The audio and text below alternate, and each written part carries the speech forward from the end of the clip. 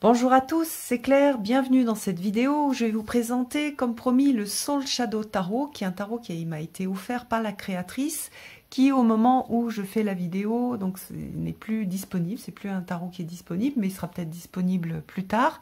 En tout cas, je trouve qu'il y a un joli travail qui a été fait sur le tarot, avec tout un travail de projection du monde intérieur et du monde personnel de l'auteur. Donc une double projection en fait, c'est-à-dire qu'elle a projeté son monde intérieur sur la pop culture, elle a mis tout ce qui lui plaisait, et puis ensuite elle l'a réintégré dans son tarot, et c'est une démarche qui est très intéressante. En plus, le livre d'accompagnement est hyper bien fait. Donc c'est quelqu'un qui connaît très bien le tarot, qui tire les cartes depuis toujours, et donc il y a un travail en fait qui est très mature, qui est réalisé dans le livre. L'écriture est, d'abord c'est très bien écrit, et en plus il y a une grande maturité dans la vision de la cartomancie. On sent qu'elle a de la bouteille, et du coup je trouve le livre vraiment passionnant. Voilà, alors je vous montre vite fait, il y a quelques tirages qui sont proposés. Notamment le tirage du prénom, et puis à chaque fois donc on a une citation,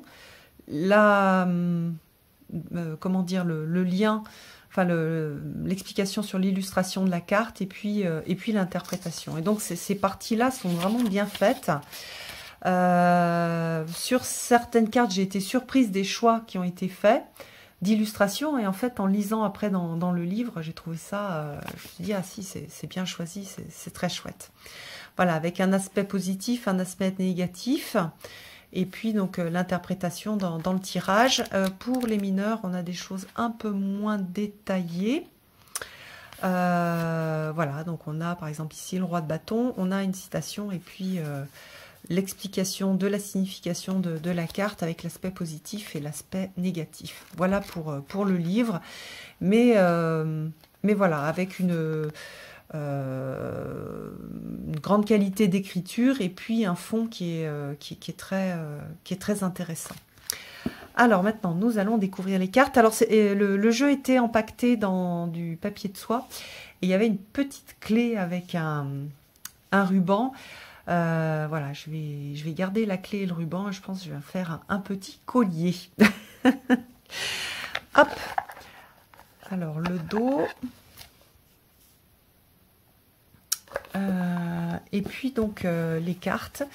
Il y a une belle qualité de papier, j'adore. C'est-à-dire on a des cartes rigides mais quand même flexibles. Un toucher hyper agréable, et les cartes glissent bien. Et on a les cartes sont déjà, en fait, on a déjà des tranches qui sont noires. Voilà, donc un joli travail aussi moi je suis sensible au toucher, donc il est très agréable au toucher.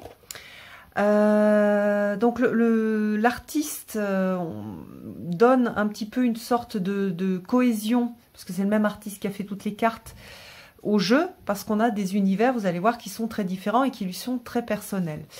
Donc là, ça c'est extrait de la série Viking, que j'ai juste commencé à regarder, mais pour l'instant j'ai pas trop accroché. Mais voilà, on a ce mât avec l'explication de pourquoi est-ce que c'est ce personnage qui a été choisi.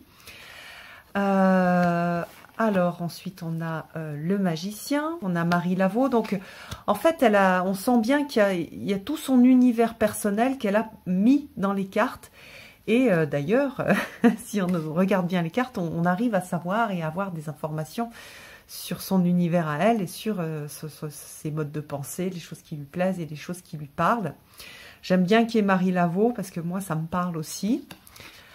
Alors, l'impératrice, avec Cléopâtre, qui est représentée, hein, on dit, comme on la voit dans le film avec Elizabeth Taylor.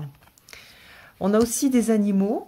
Donc l'empereur est représenté par un animal, le chaman qui a été donc renommé le pape. Comment dire, l'influence au niveau des interprétations, C'est plutôt tarot de Marseille sur les majeurs, et sur les mineurs, on a plutôt quelque chose d'inspiré par le Rider-Waite. L'amoureux, avec la Belle et la Bête. J'adore que le chariot, ce soit Maximus. Gladiator, je trouve, voilà, j'aime beaucoup cette carte. La justice, on a Maître Yoda. Pareil, on a un lien qui aussi est très intéressant. Voilà, avec le plus grand des Jedi. L'ermite, donc là, c'est Harry Potter. L'univers d'Harry Potter. On a Fortuna, donc aussi une inspiration de la mythologie. Ah, la force, ça c'est mon petit chouchou. Alors moi, je ne l'interprète pas comme elle l'a interprété comme elle le montre, mais voilà. Pour moi, Conan le Barbare, ça a été un des premiers films de fantasy que j'ai vu, avec mon cousin qui m'avait fait faire un peu de jeu de rôle. Et c'est un personnage qui est assez fort, en fait,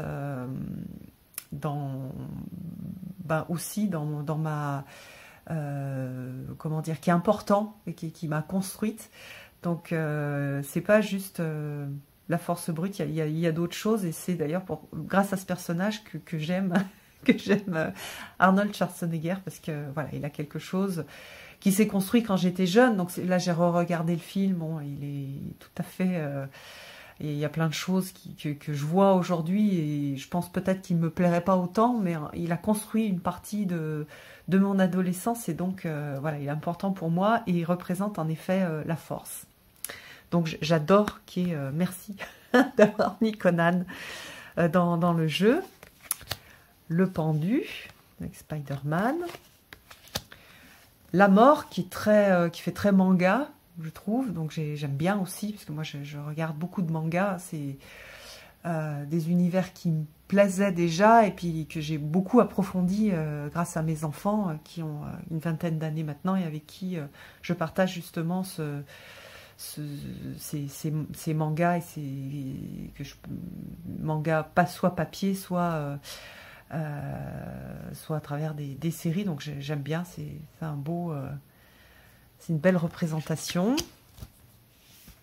La Tempérance, c'est une série que je connais pas, mais moi ça m'a fait beaucoup penser à Wakfu, donc j'aime bien cette représentation aussi. On a le diable, donc on a aussi des acteurs qui vont représenter, où il y a même un rappeur, des choses fortes. Donc là, la tour avec les Twin Towers. J'aime beaucoup aussi que l'étoile, ce soit Pikachu. Parce que c'est aussi, je trouve, le monde Pokémon. Il y a quelque chose dans le monde Pokémon, avec aussi Pokémon Go, de l'ordre de l'étoile et du lien. Et du lien, oui, dans le sens étoile, le lien. Aussi de ce lien à l'enfant intérieur. Voilà, donc j'aime bien qu'il y ait Pikachu. Alors là, pour la lune, on a Hécate. Le texte est très beau sur Hécate. J'aime beaucoup ce qu'elle a écrit. Le soleil, elle a choisi de ne pas prendre une représentation autre, mais de laisser donc un dessin de soleil. Pour son jugement, il y a Michael Jackson, avec sa vision à elle de Michael Jackson, qui est intéressante. Moi, j'aurais pas forcément mis Michael Jackson, mais justement, c'est une des cartes. Quand j'ai lu ce qu'elle a écrit, j'ai tout de suite capté en fait cette essence du jugement. Ensuite, donc, on a le monde. Alors, pour l'ASDP, on est à nouveau dans l'univers de Viking. Là, on a Wonder Woman, qui est aussi un personnage qui m'a beaucoup inspiré. Voilà, c'est un des personnages forts que je pourrais même utiliser en magie quand j'utilise la pop culture. Voilà, et Wonder Woman, c'est le personnage féminin qui m'a aidé à grandir et qui m'a fait rêver, et auquel je me suis identifiée en tant que super-héros. Donc pour moi, c'est vraiment un personnage fort, et j'aime bien qu'il soit dans le monde des épées, parce que je suis assez mentale. Donc voilà, je trouve Je trouve sympa ce 2 d'épée avec Wonder Woman. Donc le 3 d'épée, on reconnaît bien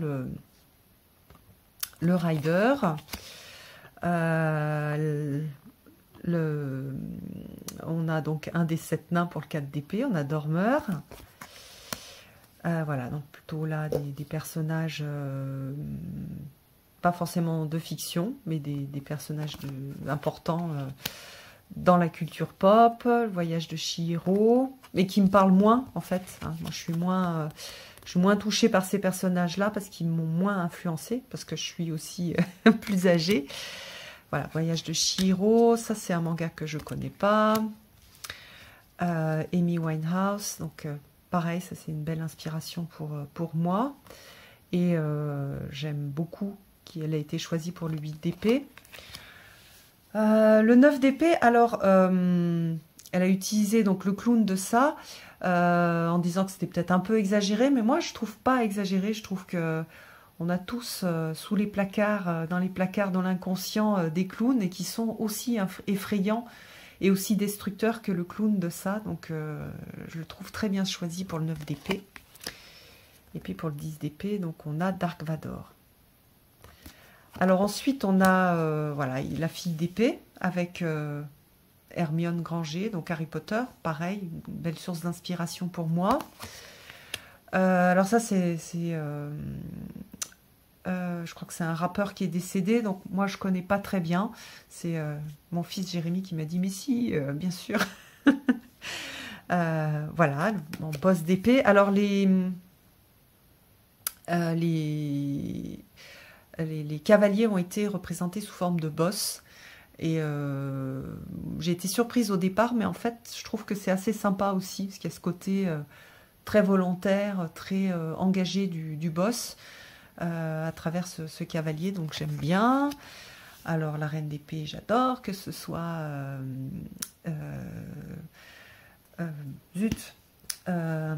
Tarantino avec Uma Thurman, c'est vraiment voilà, une reine d'épée parfaite. Le roi d'épée avec la grosse tête. Sympa, l'as de bâton avec la petite fée Clochette. 2 de bâton. Là, j'ai pas reconnu le personnage, mais c'est pas forcément, c'est pas toujours des personnages de films. Le 3 de bâton avec le roi lion. Alors 4 de bâton avec une maison. 5 de bâton avec Hulk. Super intéressant aussi, on peut aller beaucoup plus loin avec ces cartes-là en utilisant ces archétypes, enfin ces personnages de culture pop. Donc 5 de bâton, 6 de bâton avec Jon Snow, 7 de bâton, on a une plume, 8 de bâton, le 9 de bâton. Je l'aime bien aussi, ça me fait penser un film de... Ah oui, Part avec la maison et les ballons. Je me souviens plus du nom. Donc j'aime beaucoup. Le 10 de bâton. Je sais pas si on peut lire peut-être un petit...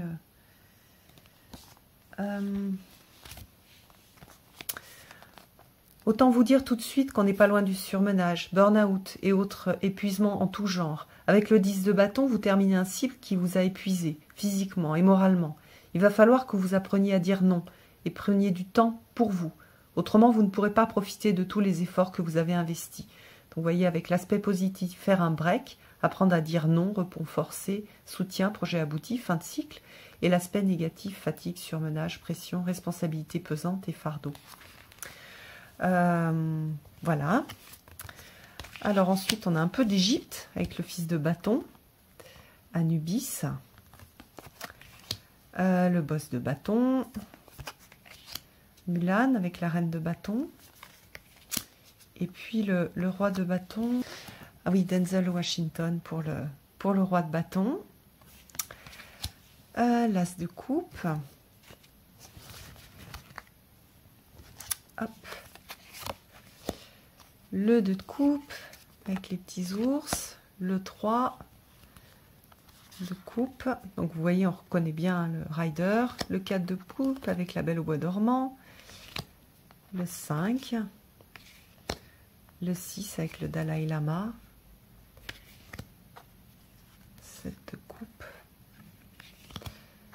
le 8 avec qu'on l'accompagne du Joker, le 9 de coupe, le 10 avec Léon, et puis donc on a la fille de coupe avec Alice au pays des merveilles, le boss de coupe avec le prince charmant, c'est sympa ça, la reine de coupe, et puis le roi de coupe, pareil, très bon choix du personnage. Et puis ensuite donc on a les deniers, donc vous reconnaissez hein, des séries aussi, Picsou, celle-ci j'ai pas reconnue, le 6 de denier, le 7, Charlie Chaplin, le 9 de denier, le 10 avec le nounours, le côté réconfortant, et puis là à nouveau fils, boss, reine et roi. Donc en fonction des suites on a soit un fils soit une fille, voilà. Alors c'est vrai que sur certains jeux je dis que c'est mieux de ne pas utiliser trop de cartes. Sur celui-ci, bien qu'il soit assez chargé en couleurs, je trouve que les tirages rendent super bien quand il y a pas mal de cartes. Donc par exemple des tirages comme on peut enfin alors est-ce que je vais avoir assez de... On va faire un exemple pour que je vous montre un petit peu le style. Donc par exemple le cœur du problème, on va avoir ce 3 de denier, avec par exemple on peut mettre des... Alors attendez, comment je vais le faire?